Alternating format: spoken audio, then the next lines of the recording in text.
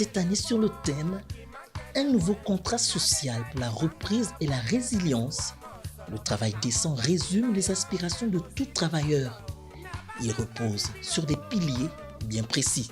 Le travail doit être un travail productif. Il ne faut pas que ce soit un travail inutile pour participer à la croissance. Le deuxième indicateur, c'est que ce travail doit garantir au travailleur une rémunération lui permettant de donner les moyens de vivre, les moyens de subsistance. Troisième indicateur, c'est que le travail décent doit, n'est-ce pas, permettre aux travailleurs d'exercer dans un environnement sécurisé. Le travail décent se conçoit donc comme un emploi digne, bien rémunéré, s'exerçant toute sécurité, procurant un minimum de protection sociale pour le travailleur et sa famille, répondant à leurs besoins fondamentaux et qui garantissent un niveau de vie convenable.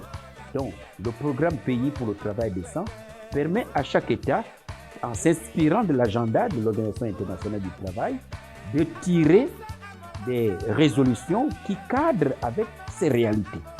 Et le Gabon a donc un programme de travail décent que nous déroulons depuis 2013 qui tient sur 3 angles.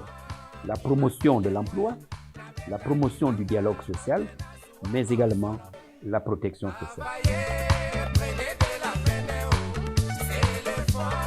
Chaque 7 octobre, l'ensemble des syndicats du monde se réunissent à l'initiative de la Confédération syndicale internationale pour placer l'homme au centre de la réflexion sur le travail.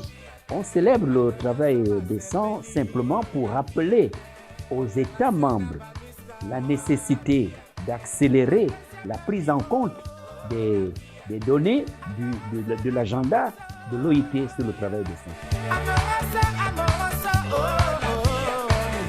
Cette journée prend tout son sens dans un contexte économique alarmant et une crise sanitaire mondiale sans précédent. La Covid-19 a impacté la vie d'une manière générale, la vie des citoyens, la vie des États. Donc, il va sans dire que la mise en place du programme Pays pour le travail décent a également été impactée. Mais ce qui est important, c'est que nous puissions rattraper le temps perdu. Et c'est la raison pour laquelle le gouvernement s'active à relancer l'économie. Le travail décent doit être au centre des politiques gouvernementales.